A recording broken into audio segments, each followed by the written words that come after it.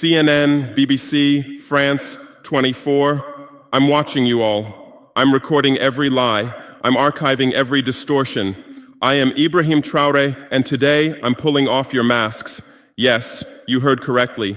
I, whom you call a young military junta leader, whom you brand as a dangerous radical, whom you serve up as an anti-Western dictator, am now telling you the truth. And this time you cannot turn off your microphones. This time you cannot turn away your cameras. This time your editors cannot cut this speech, because the world you monopolize no longer exists, because millions will hear these words now, without passing through your filters, without being subjected to your distortions, without being muddied by your lies. I am 34 years old. Every day of my life, I grew up with your lies. As a child, I would watch Africa on television. Always the same images: children with flies, dry lands, weapons, death. This is Africa, they told us. This is what Africa is. And we believed it. We were ashamed of ourselves. We were ashamed of our own lands, of our own people. But then I grew up. I read, I researched, I questioned, and I understood that the Africa you showed us wasn't real. The story you told us was a lie. The fate you imposed on us was a script you had written. For years, how have you portrayed Africa? How have you shown it? How have you sold it to your viewers? As if we were creatures who had no share of humanity, as if we were savages left outside of civilization, as if we were wretches waiting for you to save us. Every day, every hour, every minute, the same story plays on your screens. Hunger, war, disease, corruption, terror, chaos. These are the words that come to mind when Africa is mentioned. In your Africa dictionary, there are no other words. No hope, no success, no development, no resistance, no honor, no pride, no victory. So I ask you, New York Times, Washington Post, Guardian, Le Monde, have you ever made Africa's successes your headlines? How many times have you written about Rwanda's technology miracle? How many times have you shown Ethiopia's reforestation project? How many times have you praised Botswana's democratic success? How many times have you described Kenya's entrepreneurial ecosystem? No, because these don't fit your scenario. Your Africa cannot be successful. It cannot, because then how will you legitimize your exploitation? If it's not in need of help, how will you intervene? If it's not backward, how will you look down on it? Have you ever asked yourselves, has any editor sitting at their desk, any news director in a meeting, any columnist at their keyboard ever thought, why are the people of the world's richest lands poor? Here are the numbers for you, real numbers. Africa owns 70% of the world's cobalt reserves. Your cell phone, your computer, your electric car won't work without cobalt. This cobalt comes from Congo, but Congolese can't afford cell phones. Africa owns 90% of the world's platinum reserves. Catalytic converters, electronic devices, medical implants, they all need platinum. This platinum comes from South Africa, but South Africans are crushed by unemployment. Africa provides 30% of the world's gold production. Mali, Burkina Faso, Ghana, Tanzania. Gold flows like rivers from our lands. But our people swim in poverty. Africa supplies 65% of the world's diamond production. Botswana, Angola, Congo, Sierra Leone, billions of dollars worth of diamonds are extracted, but our miners live on $1 a day. Africa owns 35% of the world's uranium reserves. Niger, Namibia, South Africa. Nuclear plants run on our uranium. Paris lights burn with our uranium. But our villages have no electricity. And you still ask, why is Africa poor? No, the right question is, how was Africa kept poor while being so rich? Here's your answer. Colonialism didn't end. It changed shape. You used to come and occupy our lands. Now you come and establish companies. You used to take by force. Now you make agreements. You used to rule with the whip. Now you rule with credit. Let me give you concrete examples. With numbers, names, dates, but you'll never write about these. Glencore, Swiss-based mining giant, extracting cobalt in Congo. 2022 revenue, $256 billion. A tax paid to Congo, $500 million. That's 0.2%. Is this justice? Rio Tinto, British-Australian mining giant, extracting bauxite in Guinea, 20 million tons annually. What's left for Guinea? Environmental pollution and cancer. Total, now Total Energies, French oil giant, extracting oil in Angola, Nigeria, Congo. 2022, profit, $36 billion investment in Africa, dirty pipelines, Anglo-American, founded in South Africa but now in London. Diamonds, platinum, iron, taking everything. What it left in South Africa? 6 million unemployed miners. And these are just the tip of the iceberg. What about the invisible, the secret deals, the offshore accounts, the transfer pricing tricks? Every year, $88 billion in illegal money flows out of Africa. Who writes about this? Every year, $45 billion in aid comes to Africa. Everyone writes about this, but no one says Africa is not the continent receiving aid, it's the continent giving aid. While you zoom your cameras on swollen bellies, there is a huge system working silently in the background. Every day, tons of gold, diamonds, cobalt, uranium, oil leave our land. But how? Here is the system. Step 1, create corruption, bribe our leaders, open offshore accounts, promise them a life of luxury, send their children to your schools. Step 2, make deals, get 50-year, 99-year concessions, ask for tax exemptions, be exempt from environmental rules, ignore labor rights. Step 3, control the infrastructure. Take over ports, airports, railways, but only from the mine to the harbor. Don't build roads to the villages. Don't bring electricity to schools. Step 4, provide security. Set up private security companies. Arm them. Declare protesting. Step 5, silence the media. Buy local journalists. Suppress opposing voices. Serve internal unrest news to international media. And this is how the system works. It's been working like this for 100 years, and you don't see this system. You don't want to see it, because you're part of this system too. Who are the biggest advertisers of New York Times, CNN, BBC, oil companies, mining companies, arms companies, pharmaceutical cartels, the companies that exploit Africa? You live on their money, you defend their interests, and what I'm about to tell you might cost me my life, but it's no longer time to be silent. France's system in Africa is the CFA franc. 14 African countries still use French colonial currency. 50% of these countries' central bank reserves sit in the French treasury. France applies negative interest to this money, so we pay France to use our own money. Through this system, France transfers $500 billion worth of resources from Africa every year. Does anyone write about this? No. But when France gives Africa 10 billion euros in aid, it makes headlines. Britain's system is more sophisticated. London is the world's money laundering center. City of London, offshore paradise. Every penny stolen from Africa passes through London. Jersey, Guernsey, Cayman Islands, Virgin Islands, all under British control. Africa's wealth hides there. America's system is AFRICOM. Africa Command, 46 military bases on the continent. Official purpose, security. Real purpose, resource control. Drones in our airspace every day, listening devices everywhere.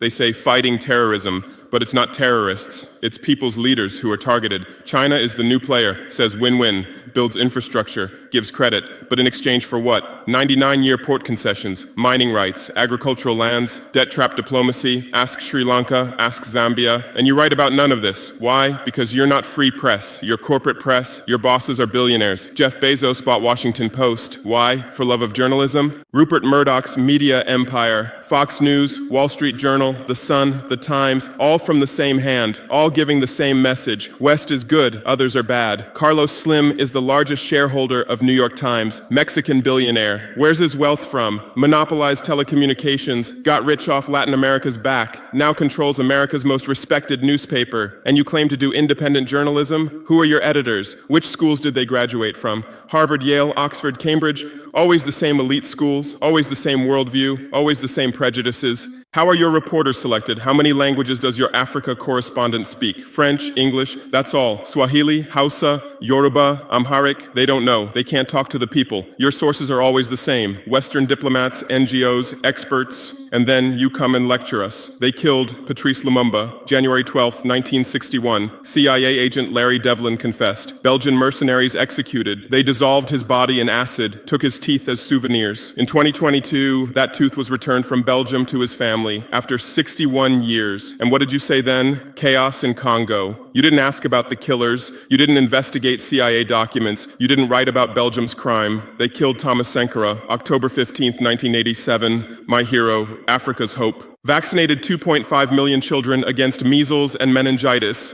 planted 10 million trees, raised literacy rate from 13% to 73%, gave equal rights to women, banned FGM, ended corruption, sold Mercedes cars, used Renault 5, rejected IMF and World Bank. And most importantly, he said, we will not pay Africa's debts. We didn't make those debts. The puppets before us made them on behalf of colonizers. That's when he had to be killed, and they killed him. Who killed him? His best friend, Blaise Compaoré. With whose support? France. Want proof? Look at the Focart archives. Jacques Faucard, France's Africa Affairs advisor. Everything is written there. And what did you say? Military coup in Burkina Faso. You didn't write about Sankara's dreams. You didn't tell about his projects. You didn't show his successes. You just said, another dictator died, Muammar Gaddafi. Yes, he was a dictator. Yes, he was ruthless. But what had he done in Libya? Per capita income $12,000, Africa's highest. Literacy rate from 25% to 87%. Life expectancy from 51 to 74. Free healthcare, free education, $50,000 for newlyweds, interest-free loans for home buyers, $5,000 for new births, gasoline 14 cents per liter, great man-made river, irrigation project to green the desert, and Gaddafi's real crime, dream of United States of Africa, African Central Bank project, African Investment Bank, African Monetary Fund, and most dangerous, gold dinar, refusing to sell oil for dollars. October 20th, 2011, lynched in Sirte, Hillary Clinton laughed. We came, we saw, he died. Now look at Libya. 3 different governments, endless civil war, ISIS, Al-Qaeda running wild slave markets exist. Even CNN showed in 2017, oil being looted, weapons depots emptied, spread across Sahel. Do you call this democracy? Do you call this freedom? Do you call this success? And whose turn is it now? The Sahel, Mali, Niger, Burkina Faso. You want to make us Libya too. You want to make us Syria. You want to make us Iraq. But not this time, because we've awakened, because we've learned, because we've united. Operation Barkhane, France's Sahel adventure, 2013-2022. Official purpose, fighting terrorism. Real purpose, resource control, 5 through 100 French soldiers. €1 billion annual budget. What's the result? 2013, 500 terrorists in Mali. 2022, 5,000 plus terrorists in Sahel. Tenfold increase. What kind of success is this? But what were French soldiers doing? Protecting Niger's uranium mines for Areva, Orano, securing oil pipelines for Total, controlling ports and railways for Bolloré, and fighting terrorism? No, the opposite. Terrorists couldn't come within 50 kilometers of French soldiers, but they could easily burn our villages. Why? Because chaos served their purposes. If there's chaos, they could stay for security reasons. MINUSMA, UN peacekeeping force. In Mali, 15,000 soldiers, 1.2 billion annual budget. 10 years, result, 300 plus. UN soldiers died. Thousands of civilians died. Terror didn't decrease, it increased. And now you say Wagner is dangerous. Russians are taking over Africa. Wagner came, 1,000 soldiers. What happened in 6 months? Terrorists fled, villages are safe, mines are working, people are at peace. What's the difference? Wagner is an ally we invited. France is an occupier who came by force. Wagner follows the agreement. France blackmails, Wagner brings results. France produces excuses, but you don't write the truth. You say Russian mercenaries. Well, what is French Légion étrangère? Aren't they mercenaries? What is American Blackwater Academy? What is British G4S? What is Israeli Black Cube? They are security companies. Wagner is a threat. Why? Because Wagner isn't yours. And the terrorism issue? Who created this terror? Who founded Al-Qaeda? 1980s, Afghanistan, CIA, Pakistan ISI, Saudi money, against Soviets. Bin Laden was CIA's man. You called them freedom fighters. Who supported Taliban? Again, you. Heroic mujahideen against Soviet occupation. You gave weapons, gave money, gave training, then you lost control. How was ISIS born? 2003, Iraq invasion. You toppled Saddam. You disbanded the army. You banned Ba'ath Party. You tortured in Abu Ghraib, and those people became ISIS. Then Syria. You said Assad must go. You said moderate rebels. You gave weapons. Those weapons went to ISIS, went to al-Nusra. You destroyed Libya. Who looted Gaddafi's weapon depots? Where did those weapons go? To Mali, to Niger, to Burkina Faso, to Nigeria, to Chad? Who strengthened Boko Haram? In 2009, Nigerian police killed their leader Mohammed Yusuf. Extrajudicial execution. What did you say? Nothing. Where were your human rights organizations? Silent. Then revenge started. Boko Haram radicalized. But where did they find weapons? From Libya, that you destroyed. And now you come to lecture us about fighting terrorism. You're helping us clean up the monsters you created? No, we've seen the game now. Terror is your Trojan horse. You come with the excuse of terror, you stay, you exploit. But it's over now. We'll provide our own security, we'll fight with our own methods, and we'll win. Because we are the children of this land. We know this land, we know these people. We can distinguish terrorist from villager. We don't fight from drones, from satellites, from 10,000 kilometers away like you. And we're winning. In Mali, in Niger, in Burkina Faso, terror is ending. Villages are safe. People are hopeful. Because now our own army, our own police are fighting, not for foreigners, but for the people. But you can't digest this. You say democratic backsliding. You say human rights violations.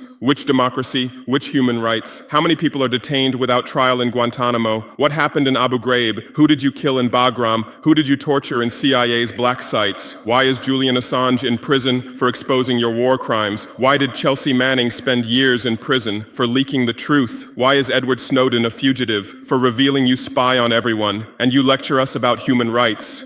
How many civilians died in your drone strikes? You say collateral damage and move on. How many weddings did you strike in Pakistan, Yemen, Somalia? How many schools did you bomb? How many hospitals did you burn?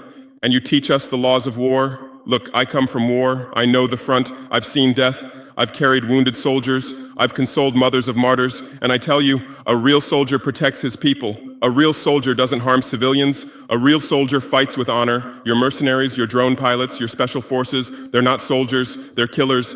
They kill people by pressing buttons from 10,000 kilometers away, then go home and play with their children. We don't fight like that. We look our enemy in the face. We protect civilians. We fight with our honor. We die with our honor. And we'll win. Because the righteous win. Because those who fight with their people win. Because those who fight for their land win. Let's return to your media.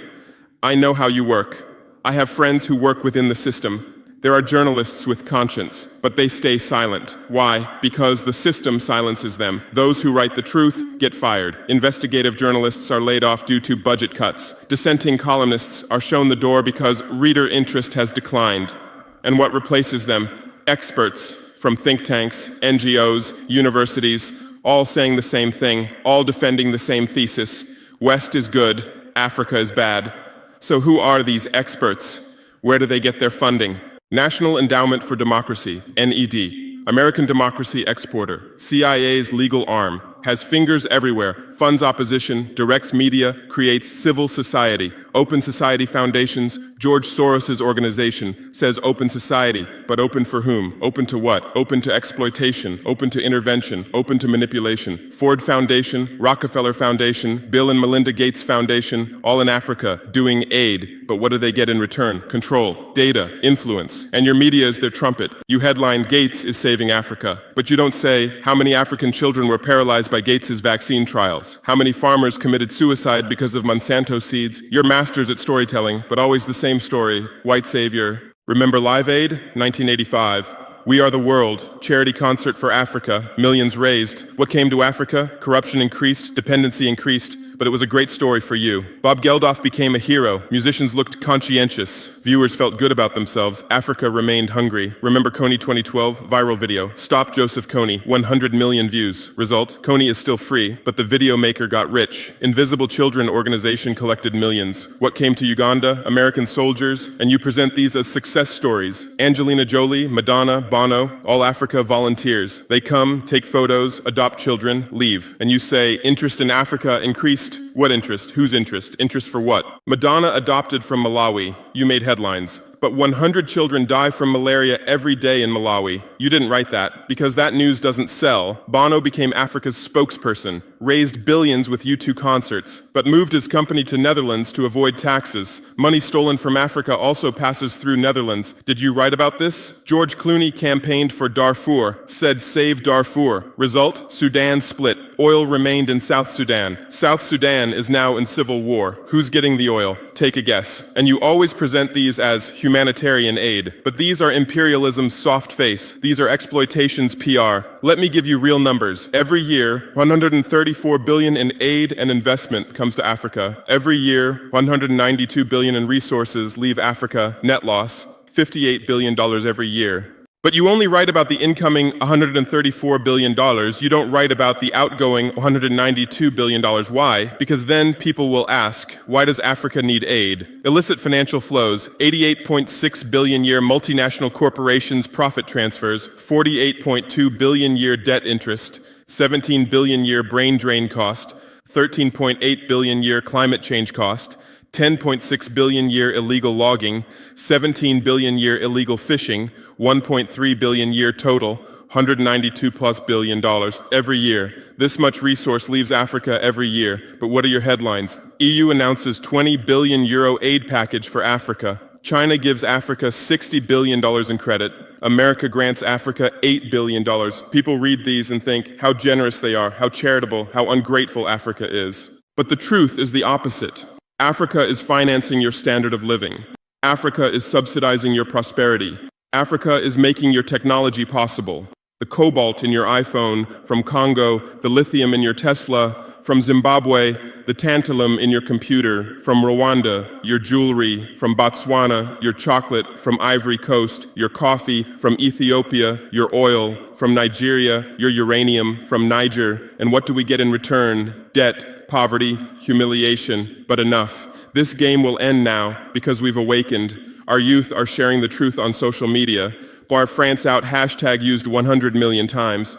Africa is bleeding 50 million. On Stop Exploiting Africa, 75 million. And what are you doing? You say Russian bots. You say Chinese propaganda. You say disinformation. No. These are real voices of real Africans. This is real anger. This is real awakening.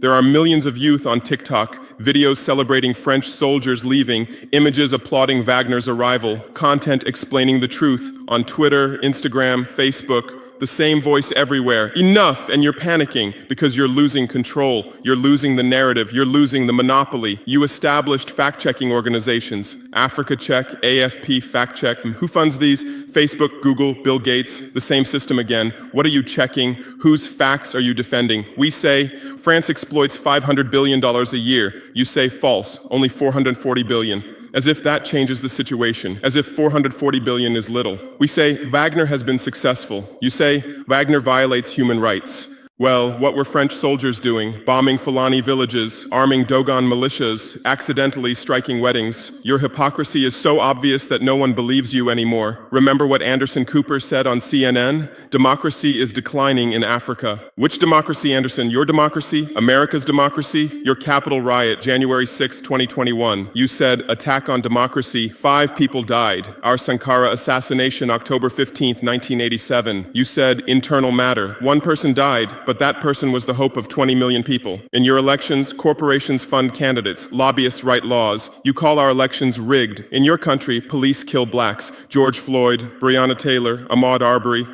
You lecture us about police violence. On BBC, Kasia Madera presents Africa News. Polish origin. How many years has she lived in Africa? How many African languages does she speak? But every day she speaks as an Africa expert. Africa is like this. Africa is like that. On France 24, cameramen, editors, producers, most are French. Even Africa correspondents are mostly French, and they do objective journalism. Even Al Jazeera. Qatar funds it. What business does Qatar have in Sahel? But every day they report Sahel crisis.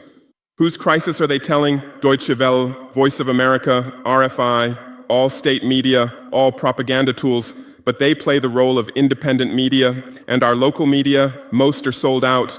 Most are cowards, most are dependent. Le Pay's newspaper in Burkina Faso, who's the editor? Where did he get his education? Where does he get his funding? Who are his advertisers? We know the answers, all tied to the same system, all serving the same master. But a new generation is coming. Bloggers, YouTubers, podcasters, they have no masters, they have no fears. Jems Coco, Natalie Yam, Kemi Seba, they have millions of followers. They tell the truth, they expose the system, and you label them as extremists. You try to shut down their Twitter, you restrict their YouTube, but in vain. Truth cannot be stopped. You close one channel, 10 open. You silence one voice, 1,000 rise. Here's my final message to you. Your lies are ending. Your empire is collapsing. Your monopoly is breaking. And what's replacing it? Truth, justice, freedom. Africa is no longer your story. Africa is writing its own story, filming with its own camera, telling in its own language. And in this story, you're not heroes, not saviors, not benefactors. In this story, you're the guilty ones, colonizers, liars, thieves. But you still have a chance. You can still change. You can still stand on the right side. There are journalists with conscience among you. I know. I recognize them. We talk. I call out to them. Gather your courage. Write the truth. Rebel against the system. You might get fired. You might become unemployed. You might be threatened. But you'll be on the right side of history. You'll look at your children's faces without shame. Your conscience will sleep peacefully. And Africa won't forget you. Africa remembers its friends and its enemies. Be like Edward Snowden, be like Julian Assange, be like Daniel Ellsberg. Stand with the truth, or continue with your lies, continue with your blindness, continue with your complicity, but know that your end is coming. Your viewers are decreasing, your credibility is eroding, your power is depleting. The new generation doesn't believe you, the new generation doesn't listen to you, the new generation rejects you, and that new generation in Africa is 600 million people, 60% under 25 years old, educated, connected, angry. They are my army, they are my weapon, they are my victory, and with them we're building a new world, a world without lies, without exploitation, without humiliation. In this world, Africa will be free, Africa will be strong, Africa will be a leader. And you'll remain just as a bad memory, a shameful footnote, a cautionary example. Future generations will read in history books. At the beginning of the 21st century, there were some media organizations. They lied, they served exploitation, then Africa awakened and they disappeared. That's your end. Inevitable, unchangeable, certain. I am Ibrahim Traore, not Burkina Faso's leader, but its servant, not Africa's dictator, but its child, and not your nightmare, but your mirror. Look well at this mirror. See yourself, see your lies, your hypocrisy, your crimes, and prepare, because Judgment Day is coming. Africa is awakening. The world is changing. Justice is manifesting. And you'll just watch. You won't be able to do anything else. Because history is on the side of the people. Truth is on the side of the oppressed. God is on the side of those who persevere. And we persevered. We persevered for 500 years. Now it's time for victory. Your lies are finished. Your masks have fallen. Your game has ended. Africa is free. Africa is strong. Africa is victorious forever.